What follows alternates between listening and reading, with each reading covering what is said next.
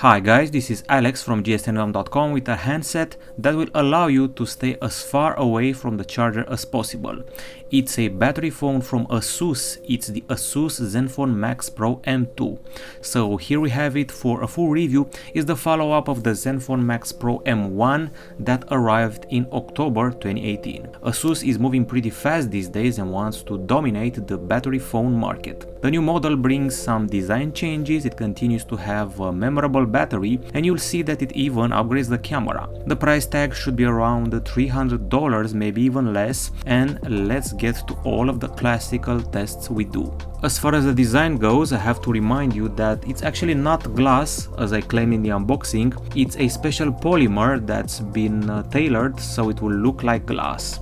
It catches the light in a specific way, different from the predecessors and different from the ZenFone 5 series. It manages to be glossy, but it doesn't create vertical lines or waves. It's more of a chaotical approach, and it spreads the light in an interesting, even premium fashion. The phone measures 8.5mm in thickness and weighs 175 grams. Both excellent values for a battery phone with a 5000 mAh unit, and also for a big diagonal 6.26 inches. It sits comfortably in the hand, it doesn't slip, and all the buttons have an okay feedback for my presses. The handset is available in the blue and titanium hues, and it's 5 grams lighter than the predecessor and clearly better looking than the metallic unibody ZenFone Max Pro M1. By the way, there is a TPU case bundled. Now we get to the screen, and we're dealing here with a panel with a 6.26 inch diagonal, which is an evolution from the 5.99 inch of the predecessor. This is a 2.5D glass panel with a Full HD Plus resolution and support for input even with gloves. When we were watching videos, we got some wide view angles, high brightness, vivid colors, and pretty solid contrast, even in the full sunlight. Basically, there's not a big difference in brightness compared to my own iPhone. The screen has pixels with an RGB stripes arrangement, and when it comes to the lux meter test, we achieved 495 lux units, and it was uniform on all the surface of the display. This way we surpassed the ASUS ZenFone Max Pro M1 by 70 lux, and we also beat the Samsung Galaxy A9 2018 or even the LG G7 ThinQ. Pretty bright screen overall. Now, as far as the hardware goes, we're dealing with the famous Qualcomm Snapdragon 660 CPU, accompanied by 6GB of RAM, 64GB of storage, and a microSD card slot. By the way, the slot is separated from the two SIM slots, so another thumbs up. The processor is very familiar. We've seen it on the Nokia 7 Plus, Xiaomi Mi A2, and the Samsung Galaxy A9 2018.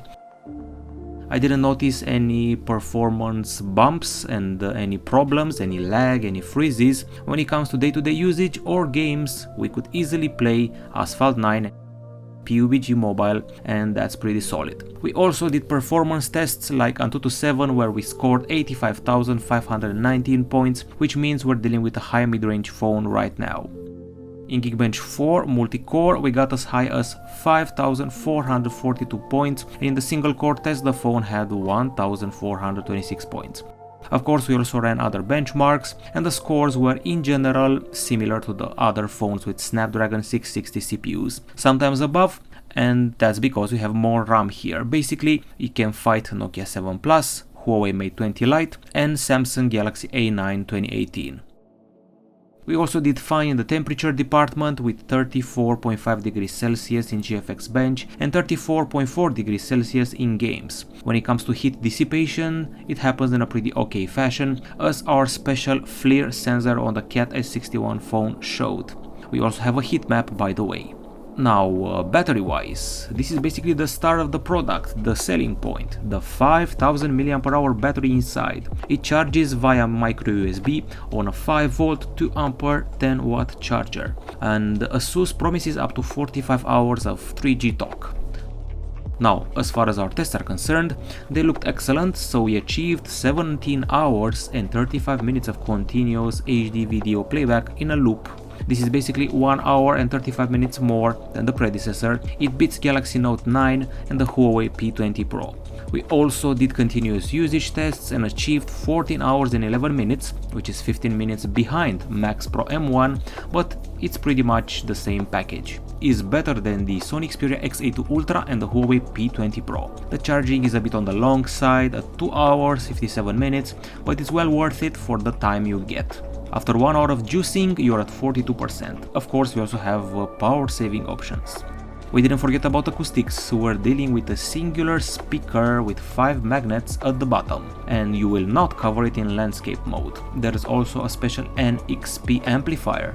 The phone provides a pretty high volume, solid bass, and also a deep bass. All the notes were heard okay. I didn't feel any distortion, the case doesn't vibrate excessively.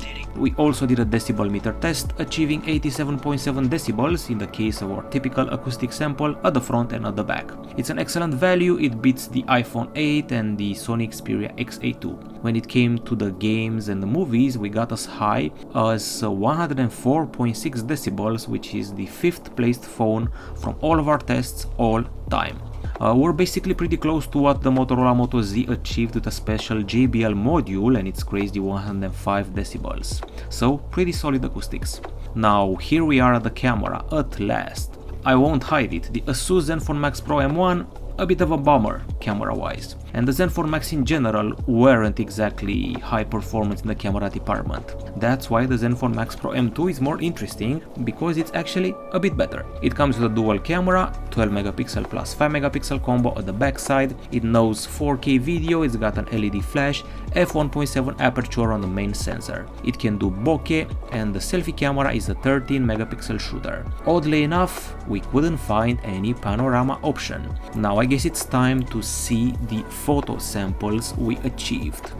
Compared to the ASUS ZenFone Max Pro M1, I'm actually surprised when it comes to the ZenFone Max Pro M2, and that's because I'm talking about the landscape shots. I noticed that the phone can handle the blue of the sky pretty well. It doesn't get a turquoise that was annoying like the predecessor. That's at least when you photograph the sky directly. When you're photographing something else in front of it and the sky is in the background, you'll see a bit of weird hues. I caught a perfect day with a perfect sun, and that helped a lot with the nifty pictures. No major flaws in general.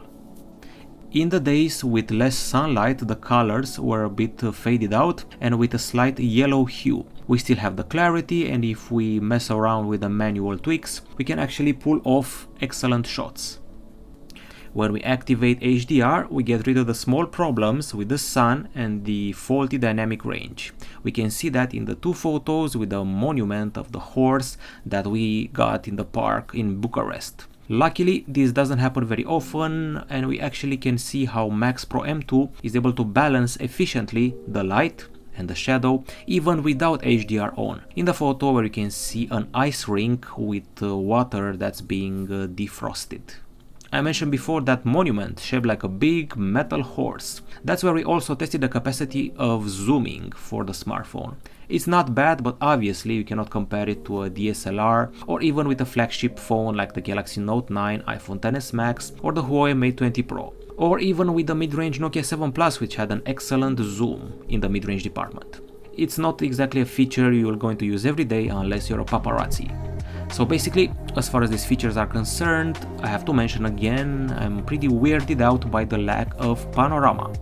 When it comes to the depth effect, or bokeh as the Japanese call it, I noticed that the phone can handle itself well, even if there's a slight delimitation between the contrasts of the elements in the foreground and those in the background. And we can notice how the camera of the phone struggles to focus on the red element in the picture of the chain, and that happens because in the background there are multiple elements that messed up the software of the camera. The result is a blurred image and also slightly overexposed in the background. As I mentioned in the beginning, Max Pro M2 manages to take portrait shots that are quite good, even if the contrast between the foreground and the background is rather big. The best proof about it are the photos with the feather and the biker. The actual proof that the phone can handle itself well color-wise is achieved with these 2 photographs of flowers, apartment flowers, that were pulled outside just for the sake of a test. So we have an interesting scenario here. Behind us the sky was pretty clear, you can notice the sun rays on the flower. And in front of us it was pretty dark. You can actually see that the sky, compared to the photos from the park, is grayer in this case. The smartphone is also good in the selfie department, and you can actually choose between two scenarios. One, you can clearly see the elements from the background, like the monument, or you can opt for the selfie bokeh shots or the portrait, which focuses on our person, our face, our visage. In both situations, the phone handles itself well, doesn't exaggerate with the beauty. It actually reminds me of the Huawei P20 Lite, and that's a plus here. When it comes to the daytime photo, I would also remind you that unlike the predecessor, the colors are more natural, better balanced, and the predecessor actually exaggerated with the saturation. The details are also pretty reasonable.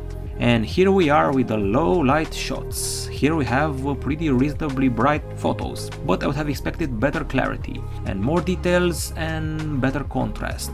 You have to notice that when it comes to the special pharmacy logo, the green one you can see there, it's slightly blurred and slightly overexposed. It's not exactly bad, and I've seen phones that can handle it much worse. The percentage of photos that fail tends to be zero here in the night time. What's for sure is that ASUS has taken the phone to much better department than the predecessor with this new generation. Another big thing is that I didn't notice any weird hues like purple, pink or orange like some phones produce during the night. And here we are with the videos, where the evolution is perhaps even clearer compared to the photos from the previous handset. You are going to film with natural colors, improved focus, better details, pretty decent electronic stabilization, and no trace of bad flicker. The microphone handled itself well, it caught the music I was listening to, some pretty hardcore extreme metal, and also the traffic, the cars around me, some wind, a child crying and some seagulls. The selfie video was actually kind of dark, but it managed to render my face in an excellent fashion. I uncovered some zits I didn't know I had. I love the degree of blur that somehow appears when I'm filming myself. Big thumbs up for the 4K video capture, which is actually quite solid, especially in the way the sky is able to look. Stabilization is not activated by default, by the way, and when you activate it, of course electronic one, the phone is pretty capable. The only drawback is when you're panning too fast. Low light video also checks out, is clearer compared to the Max Pro M1, you can see the details in a better way, but the brightness leaves a bit to be desired. By the way, we're filming at 30 frames per second, an MP4 format and Full HD. We're done with the camera, so let's talk about connectivity. Not much to say here except for the fact we're staying in the microUSB age. The good thing is that the dual SIM slots are separated from the microSD card slot, and we also have dual microphones with noise cancelling that are actually doing their job pretty well. Of course, there's 4G LTE support, Wi-Fi BGN, Bluetooth 5.0 and Wi-Fi display. Too bad there's no Wi-Fi AC in the 5 GHz band. Other than that, there is GPS, GLONASS, Beidou, Galileo and QZSS. VoLTE is part of the equation. We also did some speed tests and achieved 94.8 Mbps downloads on 4G and 48.4 Mbps uploads, also on 4G. On Wi-Fi we're as far as 50.5 Mbps in download, 25.4 Mbps in upload, which is a problem caused by the lack of the dual band Wi-Fi. The calls were pretty loud and clear. Also, not much to say about the Android experience. It's clean cut, it's Android Oreo 8.1 in a pretty stock version, clean and well spaced. Android Pie is coming pretty soon to this device, and we should actually also get 100 GB of free storage in Google Drive courtesy of ASUS. Basically, Android is just like we knew it, notification dots, split screen multitasking, Google Feed in the leftmost department, stock widgets and a few pre-installed applications. Swipe down and you'll get to the notification and quick settings area. The unlocking happens via the fingerprint scanner at the back side. It's pretty fast, it's pretty accurate, in about 0.3 seconds, and then there's also the face unlock. It's not as fast as the ZenFone 5, but it's still pretty accurate and fast. The keyboard is a stock one, and to do browsing you're going to use Chrome, which is pre-installed, and the keyboard also offers you swipe input as far as I know. With that being said, I guess it's time for the verdict of the ASUS ZenFone Max Pro M2. Basically, ASUS listened to the complaints, listened to the users, and fixed basically everything I complained about for the ZenFone Max Pro M1. So they're listening to the customers, that's a good thing. The design is sexier, even though it's not glass. The duration of the battery is expanded even more. The camera is definitely upgraded, color wise, filming wise, stabilization wise, and the software is kept clean and predisposed to fast updates. The screen is solid and bright, the acoustic is huge, volume wise. The battery will remain in the top 10 for a long while at gsnm.com, maybe even years. The only drawback here is probably the lack of Wi-Fi AC in the 5 GHz band, and also the lack of an USB Type-C port, and maybe even some IP68 waterproofing or stereo speakers if you're really looking for trouble. What's clear is that we're dealing with an excellent gaming phone, Netflix binging phone, selfie phone, and even a good picture taker, so you won't be ashamed of your Instagram shots. A pretty big upgrade from the predecessor and a memorable battery phone overall.